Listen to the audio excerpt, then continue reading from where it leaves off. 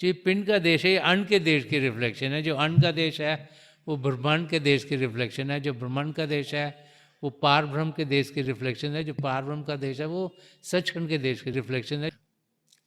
सचखंड, सच्चाई का खंड, जहाँ चेतनता ही चेतनता है, जहाँ माया की कोई मिलावट नहीं।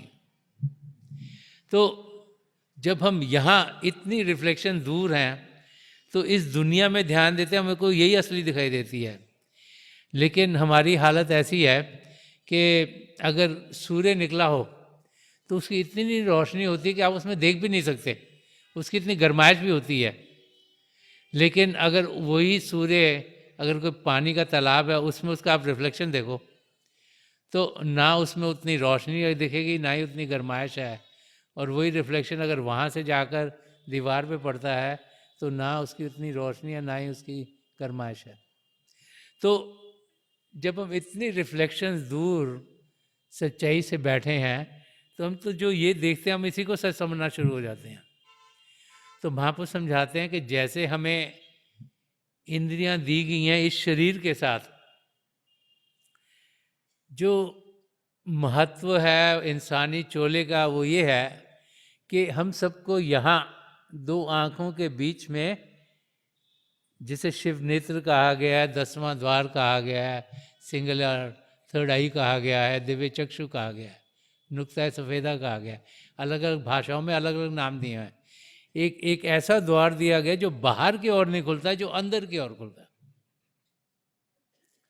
और वो द्वार सब इंसानों को दिया गया है। और जब हम अपना ध्यान वहाँ टिकाते हैं तो हम फिर अंदर की मंडलों में उड़ान कर पाते हैं। अगर आप संत महापुरुषों की ज़िंदगी के बारे में पढ़ोगे तो उन्होंने सब अंदर की दुनिया के उड़ान की बातचीत की है और उसे समझाने की कोशिश की है। लेकिन अंदर की दुनिया चेतन दुनिया है। इस दुनिया को समझने के लिए, जो बाहर की दुनिया को समझने के लिए हम इंसानों ने भाषाएं बनाई हैं। जिस जिस एरिया में जो जो जीता था उस तरीके से उनकी लैंग्वेजेस शुरू हो गई। कोई यूरोप में रहता था तो वहाँ इंग्लिश, फ्रेंच, जर्मन, स्पेनिश वो शुरू हो गई। हिंदुस्तान और इस एरिया में, भारतवर्ष में हिंदी हो गई, उर्दू हो गई, बंगाली, पंजाबी और महाराष्ट्रन और बहुत सी लैंग्वेजेस यहाँ पे शुरू हो गई। तो जहाँ जहाँ इंसान रहता है उसने अपने आप को औरों को समझाने के लिए, इन्वायरमेंट को समझने के लिए भाषाएं क्रिएट की। लेकिन जो अंदर की दुनिया है वो प्रेम की दुनिया है। जो अंदर की दुनिया वो सदा सदा के सुख चैन की दुनिया है। तो उसको समझने के लिए महापुरुषों ने बाहर की दुनिया के एग्जाम्पल्स दिए हैं ताकि हम जान सकें कि अंदर की दुनिया में क्या होगा। जैसे बार बार बार समझाया जाता है कि पिता परमेश्वर क्या है, सत चित आनंद, सच्चाई के भंडार हैं। सब उनके साथ जो कुछ है सब कुछ सच है, झूठ का कोई सवाल ही पैदा नहीं होता। चेतन है, टोटली कॉन्शियस, अचेतनता की बात ही नहीं है। और आनंद, वो सदा आनंद की, खुशी की अवस्था में रहते हैं। वहाँ कोई दुख नहीं, कोई दर्द नहीं। और अंदर की दुनिया में जब इंसान बढ़ता है तो ये चीज़ें हम अनुभव करनी शुरू कर देते हैं और उन्हें बाहर की लैंग्वेज में समझना बड़ा मुश्किल है। इसी करके बार बार बार संत कृपाल सिंह जी महाराज फरमाते कि सीइंग इज अबव ऑल। वो ये इन आंखों से देखने की बात नहीं करते, वो कहते जब अंदर की दुनिया में, जब ये दिव्य चक्षु खुलता है, जब ये शिव नेत्र खुलता है और जब अंदर की दुनिया में बढ़ते हैं, जो अनुभव वो होते हैं वो उनसे आगे और कुछ है नहीं। हम किताबें पढ़ सकते हैं, चीज़ें सुन सकते हैं, वो जो लिखा गया है, जो हज़ारों साल पहले लिखा है, वो तब भी सच था, आज सच, जुगाद सच, है भी सच, नानक होसी भी सच। तो जो सृष्टि के शुरुआत में सच था तब भी सच था, आज भी सच है, सृष्टि के आखिर तक सच रहेगा। वो पिता परमेश्वर है और उसका ज्ञान सिर्फ लफ्ज़ों के ज़रिए इंसान को नहीं हो सकता। तो जब तक हम अनुभव नहीं करेंगे कि वो अंदर की दुनिया है क्या, तब तक हम उसकी जानकारी सही तरीके से पा नहीं सकते। किताबों से हम थ्योरेटिकल नॉलेज गेन कर सकते हैं, लेकिन जब तक प्रैक्टिकली कोई चीज़ ना इंसान करे तब तक उसकी पूरी समझ में नहीं आती। अब जैसे जैसे लफ्ज़ है लव या प्यार, अब जो वर्ड प्यार है उसको इंसान समझे कैसे? प्यार है क्या? इस पर शायद किताबें लिखी गई हैं, 500 पेज की किताबें लिखी होगी प्यार के ऊपर, आप पढ़ भी लोगे तो आपको प्यार क्या है समझ में नहीं आ सकता जब तक कि आपको प्यार हो नहीं। तो प्यार होगा कैसे? जब इंसान के अंदर एक कशिश होगी।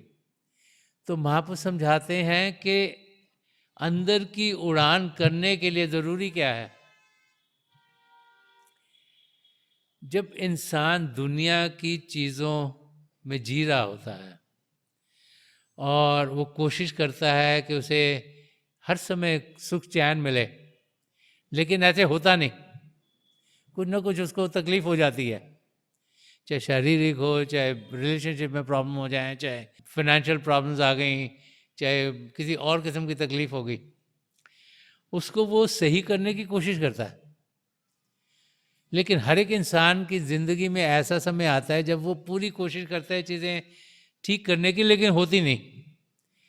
तब उसको समझ में आना शुरू होता है कि शायद मेरे करने के आगे कुछ और भी है। हम ऐसे टाइम से गुजर रहे हैं जहाँ बहुत से लोग सोचते हैं कि सेल्फ हेल्प, कि अपने आप इंसान सब कुछ कर सकता है। बहुत सी बुक सेल्फ हेल्प के ऊपर भी हैं, कुछ आपने करना है आपको चीज़ें मिल जाती हैं, यूट्यूब पे जाओगे हर एक चीज़ करने के लिए कुछ ना कुछ आपको तरीके मिलते हैं। तो इंसान सोचता है कि सब कुछ हम देख के सुन के पढ़ के कर सकते हैं। लेकिन as you go through life, जैसे इंसान जाता है ज़िंदगी में से, बड़े मौके उसकी ज़िंदगी में आते हैं जबकि वो कुछ सुख चैन चाहता है, उसे मिल नहीं रहा, वो बड़ी कोशिश करता है फिर भी उसकी तकलीफ दूर नहीं होती। तब उसे समझ में आता है कि कुछ ताकत और भी है। तब उसका ध्यान प्रभु की ओर जाता है, उसका ध्यान पिता परमेश्वर की ओर जाता है, और फिर वो पिता परमेश्वर को पाने की कोशिश करता है। और पिता परमेश्वर पाया नहीं तो उसके अंदर रेस्टलेसनेस होती है, क्योंकि वो पाने की कोशिश कर रहा है, उसको प्रभु मिल नहीं रहे। तो महापुरुष समझाते हैं कि जब तक वो कशिश हमारे अंदर नहीं होगी प्रभु को जानने की, प्रभु को पाने की, हम अंदर की दुनिया में उड़ान करने के लायक ही नहीं हो पाएंगे। तो कशिश होनी बहुत ज़रूरी है। जब तक वो कशिश नहीं होगी तब तक इंसान अंदर की दुनिया में बढ़ नहीं सकता। तो संत दर्शन सिंह जी महाराज, जिन्होंने बहुत कुछ लिखा है अंदर की दुनिया के बारे में, हमारी ज़िंदगी क्या उसके बारे में, हम कैसे प्रभु को पा सकते हैं, और कई उन्होंने गज़लें, नज़में कही हैं, कई वर्सेस कहे हैं, जिनके ज़रिए हम अपने मकसद की ओर कदम तेज़ी से बढ़ा सकें। तो एक जगह वो फरमाते हैं कि अर्शे अज़ीम तक दिले बेताब ले गया। अर्शे अज़ीम वो होता है जो अंदर के आसमान जहाँ पर प्रभु का तख्त है, जो सचखंड हुआ, कि अर्शे अजीम तक दिले बेताब ले गया, कि दिल की बेताबी, रेस्टलेसनेस, कि जब अंदर ये ख्याल आ गया कि कोई प्रभु हैं, हम उन्हें जान सकते हैं, उन्हें पहचान सकते हैं, उनसे मिल सकते हैं, उनसे गुफ्तगू कर सकते हैं, तो इंसान फिर चाहता है ना प्रभु को मिलें। हम मंदिर, मस्जिद, गुरुद्वारे और जितने भी धर्म स्थान है, चर्च में क्यों जाते हैं? प्रभु को मिलने के लिए।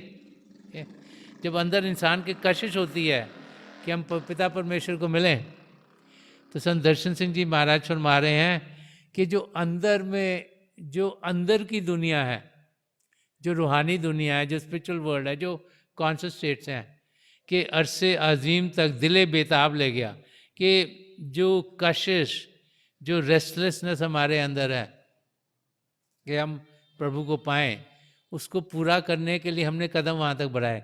और फिर कह रहे हैं कि फिर उसके बाद शौक का सैलाब ले गया, कि और आगे बढ़ने के लिए क्या चाहिए? एक शौक चाहिए, कि यर्निंग चाहिए, कि पिता परमेश्वर को हमने जानना, उन्हें पहचानना है। सैलाब होता है एक उसका, जैसे फ्लड आ जाता है, जब फ्लड आता है, जब बाढ़ आती है, तो उसके सामने को रुक नहीं पाता, वो आपको सब चीज़ें हटाकर जहाँ पर जाना वहाँ तक पहुँचा देती है।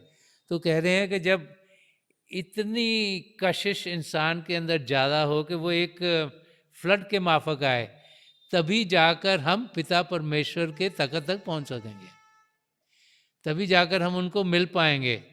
तो हमारे अंदर एक कशिश होना, एक लगन होना पिता परमेश्वर को पाने की, वो बहुत ज़रूरी है। अगर लगन सिर्फ बाहर की चीज़ों को पाने की है कि मेरे पास पैसे ज़्यादा हो जाए, मेरे पास प्रॉपर्टी ज़्यादा हो जाए, मेरे रिलेशनशिप अच्छे हो जाएं, मेरा शरीर तंदुरुस्त है, अगर यही लगन इंसान के अंदर रहेगी तो बाहर की चीज़ें पाके इस धरती से चला जाएगा, फिर से 84 लाख जिया जून में भटकना शुरू हो जाएगा। लेकिन अगर लगन ये हो गई कि ये समझ में आ गया कि ये सुनहरी मौका है, अगर हमारे हाथों से निकल गया तो फिर पता नहीं कब लाखों करोड़ों साल बाद मिलेगा। तो फिर हम सबकी ये कोशिश होगी ना, ये 60 साल 80 साल 100 साल जितने भी प्रभु ने हमें दिए यहाँ जीने के लिए, उसका हम पूरा पूरा फ़ायदा उठाएं। उसका फ़ायदा तब उठेगा जबकि एक लगन होगी प्रभु को पाने की, और जब लगन होगी तो हम पिता परमेश्वर को ज़रूर पाएंगे। संत दर्शन सिंह जी महाराज ने एक जगह और फरमाया कि मिलेगा रूह को परवाज़ दे के देख ज़रा, करीब है उसे आवाज़ दे के देख ज़रा, कि पिता परमेश्वर हमें ज़रूर मिलेंगे। ये नहीं कि वो एक जाति के लिए हैं, एक किस्म के लोगों के लिए हैं, या किसके पास बहुत पैसे उनके लिए है, जो बहुत पढ़ा लिखा है उनके लिए हैं। पिता परमेश्वर हम सब के लिए हैं। हम सब उन्हें जान सकते हैं, उन्हें पहचान सकते हैं, उनसे एक में एक हो सकते हैं। कि मिलेगा रूह को परवाज़ दे के देख जरा, कि कैसे मिलेगा प्रभु, कि अपनी रूह अपनी आत्मा को उड़ान दें, उसे अंदर के चिदाकाश में लेके जाएं, अंदर की दुनिया में बढ़ाएं।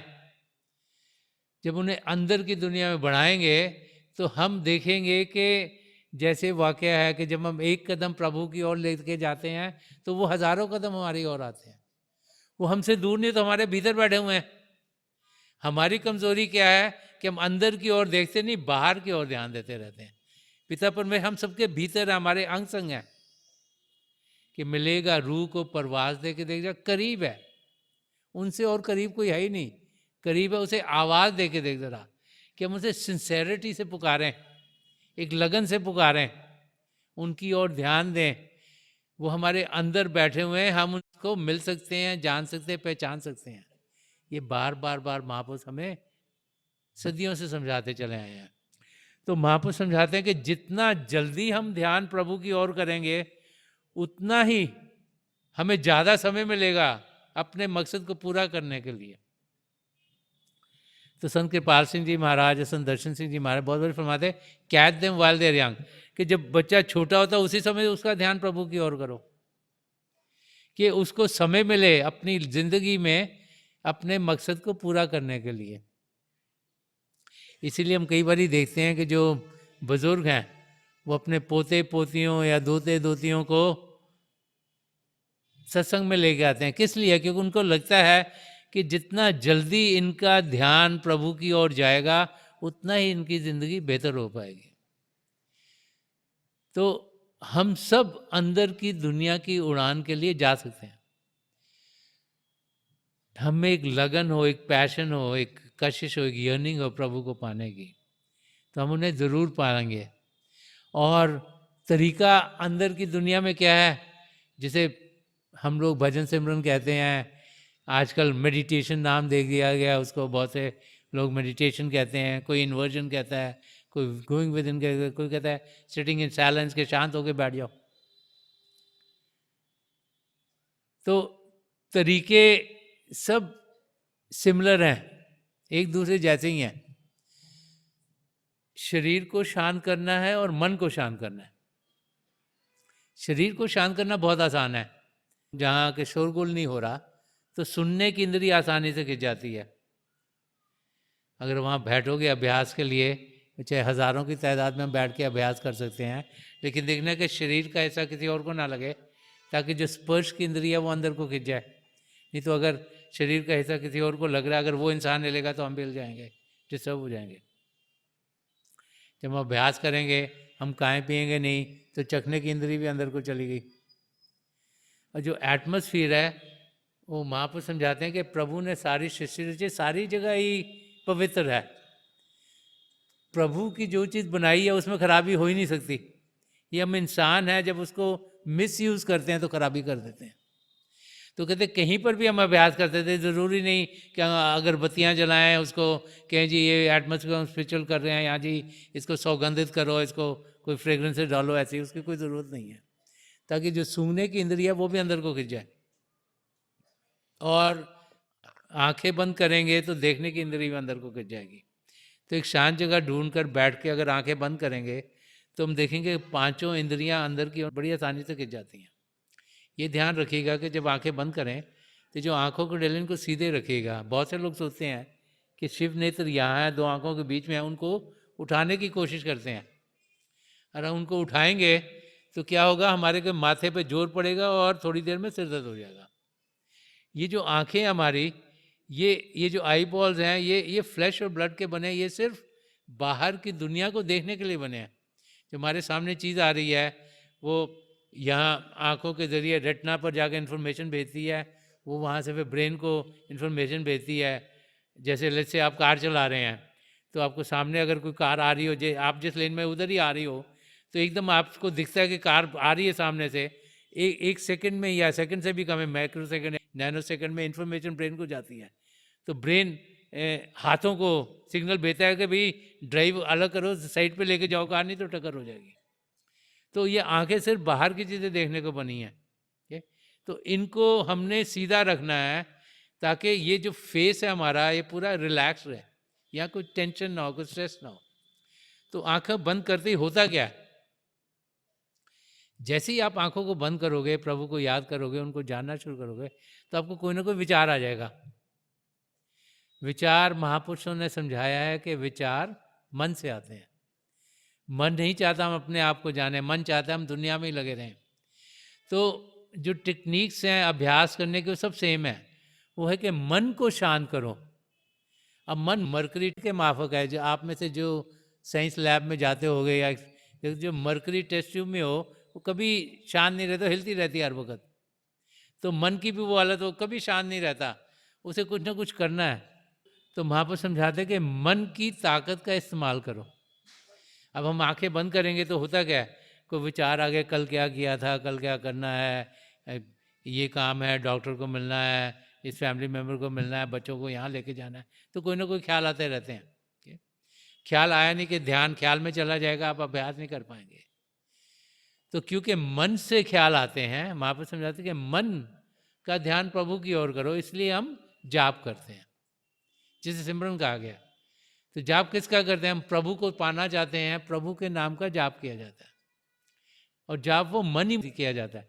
अगर जाप को ऊंचा करेंगे, जबान से हम बोलेंगे कुछ तो कानों को सुनाई देगा, तो हमारा ध्यान बाहर की ओर जाएगा। तो जब मन ही मन प्रभु के नाम का जाप करते हैं, तो जो मन की ताकत है वो विचार की ओर जाने की जगह प्रभु के नाम के जाप की ओर चली जाती है। और जब प्रभु के नाम का जाप करेंगे तो फिर समय के साथ, प्रैक्टिस के साथ हम ऐसी अवस्था में पहुंच पाएंगे जहाँ के हमें विचार आने बंद हो जाएंगे। उस अवस्था में हम देखें हमारे सामने रोशनी के पुल खिलने शुरू हो जाएंगे। अलग अलग रोशनियाँ इंसान देखता है, शुरू में लगता है रोशनी आकर चली गई, रोशनी के चक्र हैं, फिर उसके आगे बढ़ जाते हैं आसमान, सितारे, चंद्रमा, सूर्य, जो अंदर का चिदाकाश है, जो अंदर का आसमान है, उसमें हम जाना शुरू हो जाते हैं, रूहानी उड़ान करनी शुरू कर देते हैं। और वो रूहानी उड़ान हम सब कर सकते हैं। तो ये जो नया साल चढ़ा है 2025 का, इसमें हम सब उस रूहानी उड़ान पर तेजी से जाएं, ताकि हम अंदर की दुनिया में बढ़ते हुए अपने कदम प्रभु के पास लेकर जाएं।